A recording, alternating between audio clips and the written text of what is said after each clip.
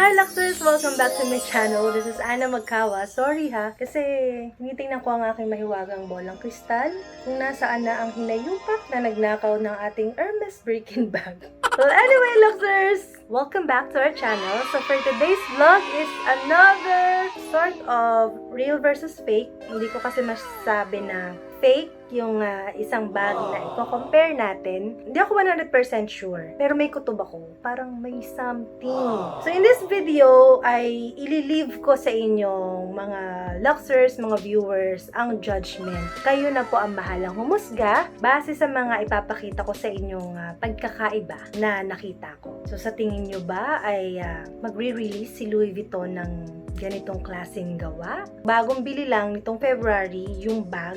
So iniisip ko, baka naman ganito na yung bagong pochette métis in empreinte leather ang inilabas ng Louis Vuitton. Kaya medyo may discrepancy or pagkakaiba doon sa existing na meron kami ngayon, which is 2019 manufacture. So let's see. Please comment nyo po ang inyong thoughts based sa mga makikita nyo mamaya. Okay? But bago tayo magsimula, please subscribe in my channel kung hindi pa po kayo nakasubscribe at paki-ring din po yung bell button para updated kayo every time meron po tayong mga bagong video. So kung interesado po kayo na makita ang dalawang Louis Vuitton pochette métis bag na i-compare natin ngayon, please keep on watching.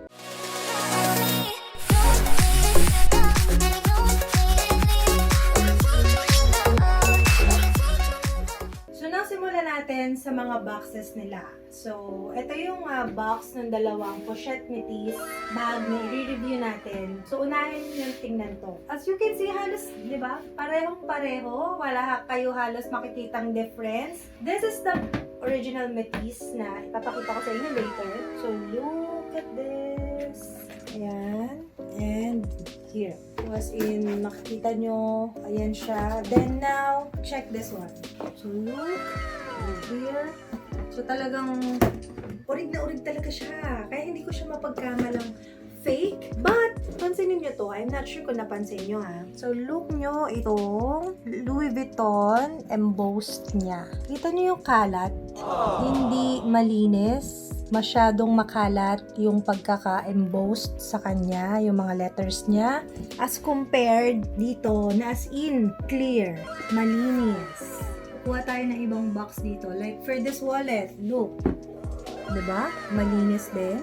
Walang ganyan na parang may sobra sa gilid. Ayan, makikita mo. And, ang isa bang napansin ko, masyado namang mas napagaspang as compared dito sa boxes. So, ang naiisip ko is baka nag-release si Louis Vuitton ng bagong box. Baka meron silang batch na ganito yung embossed ng boxes nila. So, I am not really sure. But ito yung napansin ko sa box. So now, punta na tayo sa bag mismo. So ito po yung dalawa. Then look mo yung dust bag. Mukha naman magkaparehas yung dust bag. Diba? Mukhang, hindi mo halos makita yung pagkakaiba sa dust bag nila. So punta na tayo sa bag mismo. So this one, ito yung available stock namin, which is 2019. Yung date code niya. So ibig sabihin, manufactured year 2019 or last year. Then, ito naman. Ay grabe, amoy na amoy ko siya. Pero iba yung naaamoy ko sa kanya. May nararamdaman akong kakaiba. Amoy ang tapang ng amoy niya.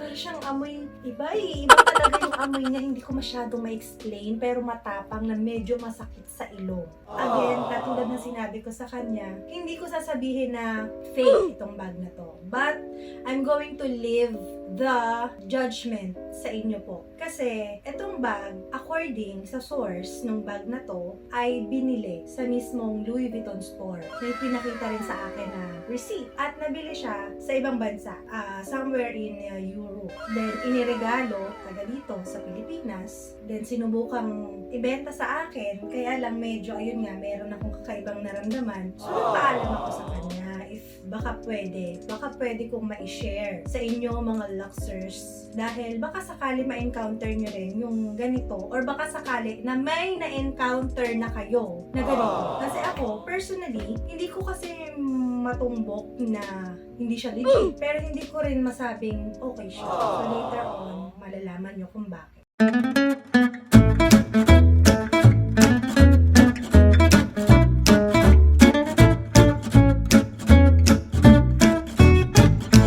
Tingnan muna natin yung difference sa tindig nila. Ano napapansin nyo? Tingnan natin yung sukat. So, ilagay natin to dito sa unahan. Same ba sila ng height? Same ba sila ng width? Halos magkapareho. Tingnan natin yung width. Magkaparehas ba sila ng taba? Medyo iba yung shape niya, no? As compared dito. Kita niyo yung difference? Lalo na pag naamoy nyo. Iba talaga yung amoy niya, guys. Hindi siya yung amoy ng usual na brand new na Louis Vuitton na naaamoy ko eh. Na pag na-open ko yung box, tapos na ang sarap amuyin. Ito hindi eh. Hindi ganun yung naamoy ko talaga sa kanya. Isa pang napansin ko, ayan siya, pag nakahiga pareho. Yung laman ng bag ha, yung laman ng bag parehas lang na yung strap. So parehas silang walang palaman, as in yung bag strap lang yung nasa loob nila. So una nating tingnan yung kanyang texture, yung pagkaka-embossed ng mga letters, flowers, look. Yung monogram, yan. Tingnan nyo yung pagkaka-embossed niya. Ang napapansin ko kasi, mas malalim yung pagkaka-emboss dito. Yan o, super lalim, as in, look. Medyo iaano ko yung bag para makita nyo. As compared dito. So dito, embossed pero not so deep. Hindi katulad ng dito o. As in, sobrang lalim ng pagkakaano niya.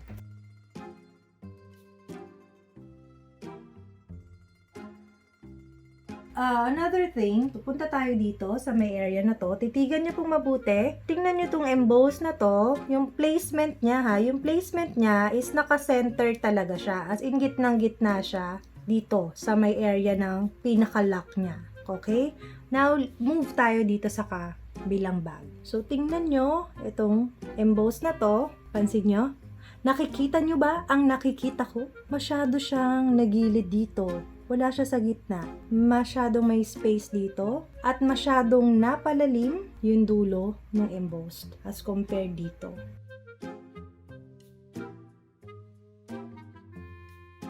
So next, tingnan nyo yung pagkakaano nito. As in, naka-curve na siya. Yung masyadong lubog na lubog yung bag as compared dito. Parehas lang naman sila na strap yung laman sa loob. So, bakit? So, pag hinawakan ko to, nararamdaman ko sa kanya, masyado siyang medyo malambot. As compared, pag ito yung hinawakan ko, nararamdaman ko medyo matigas. Kaya siguro, yung material nito, ayan, hilat siya nga, talagang hilat siya, no? Medyo nakalubog talaga siya. Pero pakita ko sa inyo yung loob ha, para at least alam nyo. So, ayan siya inside. So, yung strap lang yung nasa loob, pareha sila nandun sa second. Ayan. So, now, puntahan natin tong gilid nila. So, bukod sa medyo yun nga, iba yung dito nila, diba? Napansin ko kasi masyadong malalaki yung grain. Mas malalaki as compared dito na mas maliliit. Puntahan nyo naman tong part na to. So, ito, bababa ko siyang ganyan. Nasaan siya? Nasa gitna nung bilog. Ito, baba natin. Nasaan siya? Nasa ilalim. Halos kapantay na ng bilog. So, again, ayan, close up. So, see the difference? So, sabi ko, baka naman nagkataon lang. So, baliktarin natin. Ayan, baliktarin natin. So, here and here. Medyo malayo pa rin yung difference, diba? Masyado pa rin halos nasa kalahati dito.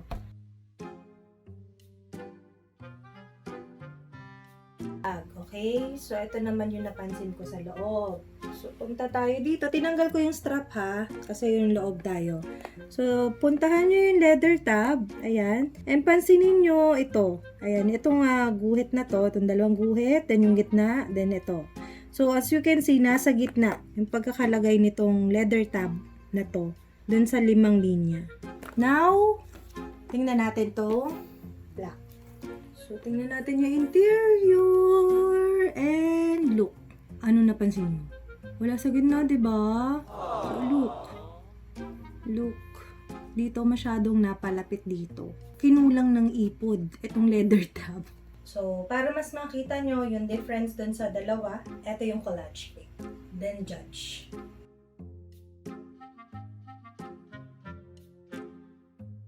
So now punta tayo sa date code ng dalawang bags. So yung date code po or the serial code ay makikita nyo po sa likod. Doon sa loob ng bulsa nung pochette métis, nasa pinakagilid dito sa may bandang zipper pull. So dito, yan.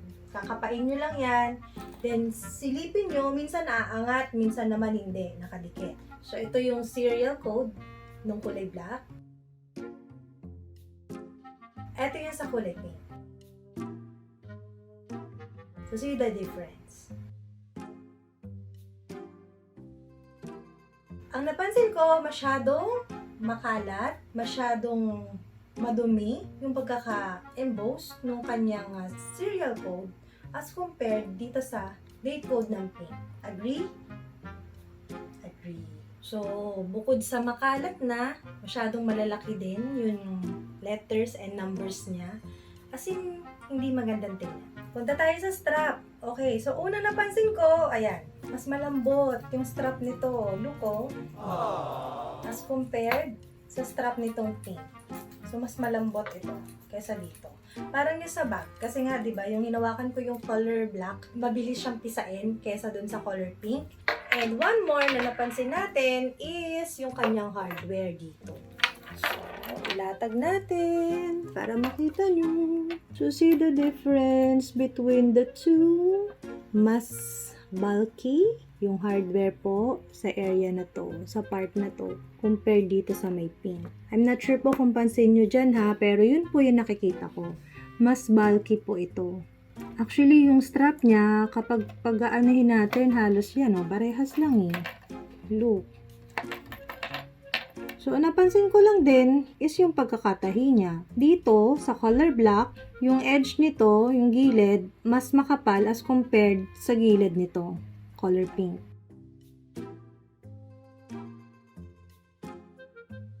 So, aside dun sa mga pinakita ko po ha, hindi ko po kasi talaga masabi na hindi siya legit. Ang okay naman, except lang dun sa nakita ko na medyo makalat yung emboss ng mga letters.